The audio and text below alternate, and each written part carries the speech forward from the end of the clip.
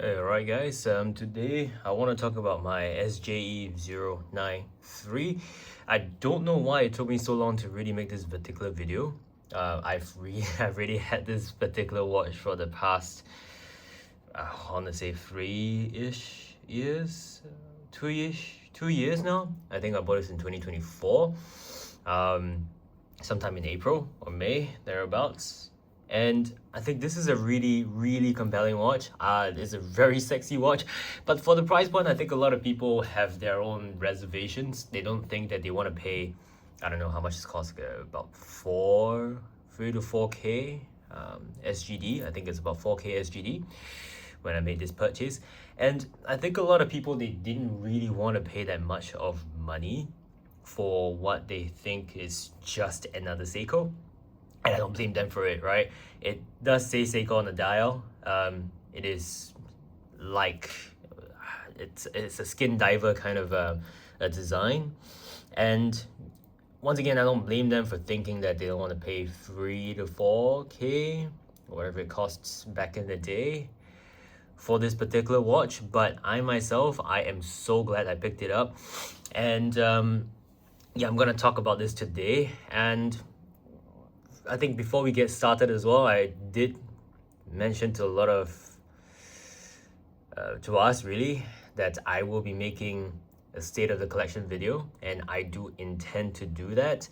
But I've just recently changed job earlier this year. I really hadn't too much time on my hand to think about how I want to do this. And to be fair, I think while I really want to make this something that is a bit of a mainstay for me to continue to do on my work on YouTube, it just hasn't really translated. So this is me just, getting started again. This is me just getting back on the content itself, and hopefully you guys enjoy the content I'm going to put out, right? So getting back into the watch itself. So the whole entire story around this watch is that I was in Japan with my girlfriend in 2024. We were traveling for about 2 weeks, and we were doing really fun stuff up in Kyoto. We were in a place called Amano Hashidate, and we were also down in Osaka. And the whole entire time I was thinking like, hey, I'm gonna pick something up. If I see something nice from Seiko, I'm gonna pick it up, right? And the whole entire time I just didn't manage to find anything that was really, appealing to me. And at the point in time, I was thinking of getting a dive watch, right? That will be, that fits my really small wrist. So for those who have watched my videos, you guys would know that I have a really small wrist. So I have to buy watches that would fit my wrist as well. And to that point, just the whole entire time, I was just thinking about this particular watch itself, and that's the SJE093. And a little bit of context on this one. This is I think they call it a reinterpretation, I suppose, or a reissue of the original 62 MAS. And I think this is the most faithful release. There were a couple of different releases before. One with blue dial with high beat movement, that was very nice. And there's another one with a larger case, exactly the same kind of iteration and the kind of setup. The same kind of a dimension, not say dimension, it was bigger, it's 40 mil, and I think it was about 14 mil tall. So that's a much bigger watch than what I like to bargain for. This is a lot smaller. This is 38. I can't remember the height, but you can see that this is a really nice iridescent. It's a really nice anthracite dial. I've got a lamp on the side over here, you can see, but it just pops really nicely. I'm gonna shift the light a little bit to get, yeah, that's not gonna work. But my point being is that this is a very nice dial. This is a very nice repackaging, and this is very faithful reinterpretation and reissue of the original MAS, 62 MAS. And I was really after something that would have a very nice shiny bezel as well. So a lot of the ceramic feel and I think durability comes to this, but this is not ceramic. This is polished steel bezel, right? I'm not sure whether you'll be able to tell whether it's a steel bezel or a ceramic. I couldn't tell. I just want something that is shiny, and you can see that it's got a very nice boxed sapphire crystal. We all know how difficult it is for a manufacturer, how expensive it is to create one of these. And I think another really nice touch to the whole entire design is that you can see it's got a Seiko signed crown over here. Right, I'm just gonna zoom in really quickly on this one right here. You can see that there is a Seiko signage, which adds to a nice touch. Now, there's a bit of, I'd say, complaint in the watch community nowadays that Seiko, for higher end models, they don't really do too much, I don't know, signed crowns, which, looking at the new Marine Master, if you were to check it out, the HBF001, the one just literally just got released, it doesn't come with signed crown. And it's baffling to me, right? You would be paying 4 to 5K, I don't know, 3 to 4K, whatever you're paying for maybe say a Longines, or maybe say for a Tag Heuer, let's say Heavy or Tudor, and every single last one of them will be signed. But I'm not sure how much it costs Seiko to just make a bloody signed crown, and thank God it comes a bit, sorry for the smudge, but thank God that Seiko does it well here. Oh, maybe there's a scratch here, oh shit. But point being is that Seiko needs to step up his game. That's number one. And I think another kind of sorry, I just went off on tangent, but so yeah, I was in Osaka, I was in Japan for about 2 weeks with my girlfriend, and I didn't manage to pick anything up. But the whole entire time I was on the journey, whenever I've got time, as I don't know whether you guys do it or not, but I was looking at watches online anyway.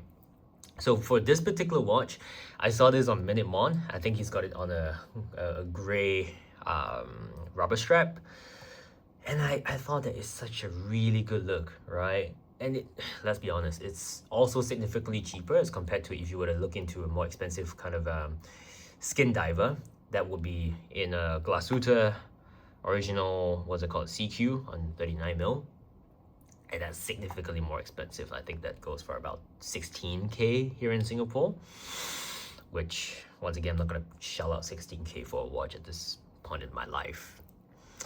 So I think that is a very big call for me to pick this up. And at that point in time, it was really a competition between the Tudor Black Bay 54, because it once again comes in a very small package as well. It's a very nice package as well.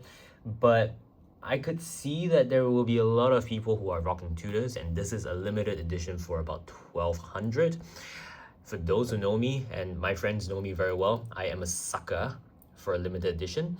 And it comes with a very nice dolphin embossed back as well. So that's very nice for very faithful, a reiteration once again, a reimagining. I did not pick this up in Japan. I didn't manage to see this in Japan, but when I got back to Singapore, I hit up my my good friend at Seiko, Shoren, shout out to Shoren, and she was able to arrange one for me. So once again, shout out to Shoren for making this happen. And it came with a very nice presentation box. And this is not the original strap. This is a strap from Deluxe that you can cut to size, and I really enjoy this. You can see that it's a 16mm buckle, or excuse me, a clasp, if you will, and it's signed Deluxe. I'm gonna shift it over here. You can see this right now, all right? It's a very nice and supple rubber that I've put on. The original is longer. It came with a signed keeper, metal keeper, and it's very well made, but it's very stiff as well. And lastly, once again, because my wrist is so small, the strap had a lot of tail when that's untucked, right? It flared out, and it's a terrible look. So I had this bought, I think it's $180 Sing dollars, and I would urge everybody to give Deluxe rubber strap a try if you have not already done so. It can be a bit scary. It comes with about, because you have to cut it to size, right? So you want to be quite precise with how you go about it. But I do argue that it's really worth every single penny. The whole entire design of the strap is very well made. I have had this for, as soon as I bought the watch, I swapped it out for the rubber. And thankfully in Singapore, we do have the boutique now at Raffles Hotel. I could just pop by and see whether the watch fits on that particular strap. It's very helpful. This watch is now my go-to if I'm doing something a little bit more sporty, I suppose. I'm not gonna, I sometimes wear this to the gym. I do worry about scratching it sometimes, but when I go do something a little more casual, when I'm a little bit more dressed down. Not to say that I dress up every single day, but for work I try to elevate my dressing a little bit more nowadays. But if I were to go traveling a little bit, I'm not too worried about people thinking that, hey, he's wearing an expensive watch, you know. I just go about my business. No one, you know, takes another look around it. It becomes one of those, if you know, kind of watch. And I really enjoy that aspect of wearing this particular watch. I don't think in particular that this particular watch will be for everybody, because once again, 3 to 4K, if you don't know really the history about it, you don't really think too much about it. But just on its own as well, it's a very, very handsome watch. I also argue that in Singapore, there's a lot of people who chase brand name for their first nice watch, which I can fully respect, because you want a little bit of brand name, you want a little bit more cachet to the purchase that you're making. But this particular watch, I think it's for the serious collector or someone who just really enjoys the kind of design that comes with it. Now, there are downsides to this whole entire particular watch as well. And number one, it's really about how when you manipulate the time, and I have the right time, so I'm not gonna try to demonstrate here. But when you try to manipulate the time, the movement sometimes just feels a little bit looser than what you would like, right? It's a very tightly screwed down crown, so you can have that kind of confidence that you will be having your 200 meters water resistance, which I'll talk about in just a little bit more, because I want to talk about the dial as well. But when you manipulate the time, it does feel a little bit less resistance, I would say. It doesn't feel as tight as you want it to be. And to me, it doesn't feel as premium as a little bit something of like I don't know, like a Grand Seiko or a Tudor. It doesn't inspire that kind of confidence. I think the second part that I would like to just touch upon as a negative is the fact that if you're looking to kind of utilize this as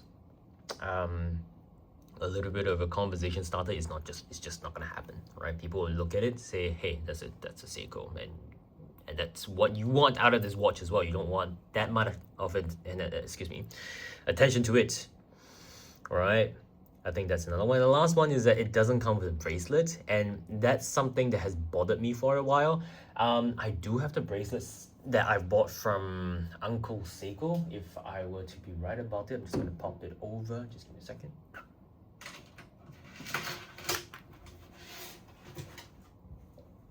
There we go. So I did purchase a H-Link Uncle Seiko bracelet, and it has fitted end links, if that's what it's called. Obviously is you can adjust it to fit as best as you can against the case. You can see over here. It's not solid end links, but it would do the trick. However, obviously the quality, I don't think it's the best in my opinion. People might fight me about this, but I don't think it's the best quality for the price that you're paying for. But then again, I've not had too much experience purchasing third-party bracelets on the internet, nor do I have any experience buying bracelets from manufacturers at all. So maybe you guys can let me know down in the comment section below what do you guys think about the quality of this. This is actually as good as it gets, right? But this is what I purchased to put on the particular watch that we just talked about. Sometimes it works, sometimes it doesn't. I feel like the clasp doesn't really fit. I don't think the design fits as well. It's good to play dress up a little bit sometimes here and there, just to swap out the strap. But I think this particular watch, if it came with a bracelet, I would be over the moon, right? It doesn't. I think there's a different watch that has a bracelet that fits.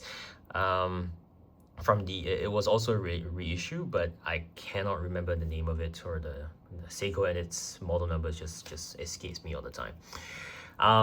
So that's that. I think one thing that really sealed the deal for me, right, was the font. I am a sucker for fonts when it comes down to watches. So that's a whole entire love story, and I'm going to talk about it in the future with Panerai, because Panerai's numerals, Panerai's numbers, and just the font that they use is so attractive to me. And it's the same thing for Seiko as well. I'm going to show you another watch I'm going to do a review for in just give me a second. But I am such a sucker for vintage font. So this is a different watch that I will be talking about in the future. This is the SPB441. It's a reissue for the first Seiko, but you can see that the font is just so beautiful. It's just stunning, and the Brigade numerals. Oh my god! I will make another video for this in the future, but yeah. So once again, one of the main reasons why I just went for this watch is really for the font as well. I think the vintage design around it, I think the vintage kind of flair, the vintage everything about it is just so sexy. The bezel is a little bit tighter than what I like, but it's the same muted kind of Seiko-esque bezel action that we are used to. I would say that I've had a few Seiko divers at this point in time. The Tuna is probably my favorite bezel action. It moves a little bit smoother, it's less resistance. But obviously if you're diving with this, which I wouldn't, I don't even like swimming, you might want it a little bit tighter. You might want it just a little bit more, I'd say, inspiring, I suppose, with a more inspiring, I don't know, confidence inspiring, I think that's the word. So yeah, that is my ramble. That is my showcase of the SJE093. Granted, this watch has been released for, I don't know, maybe say around 3, 4, 5 years now at this point in time. But this is the one dive watch that I will always have in my collection. It's really special because obviously I've put my girlfriend through a lot. I kept talking about watches on that particular trip, and I am not sure why she's still with me for the fact that I keep talking about watches. Maybe you guys can relate to that. But this is just a stunning watch. Thanks guys for watching. This has been me talking about SJE093, and I'll see you guys in the next one. Take care.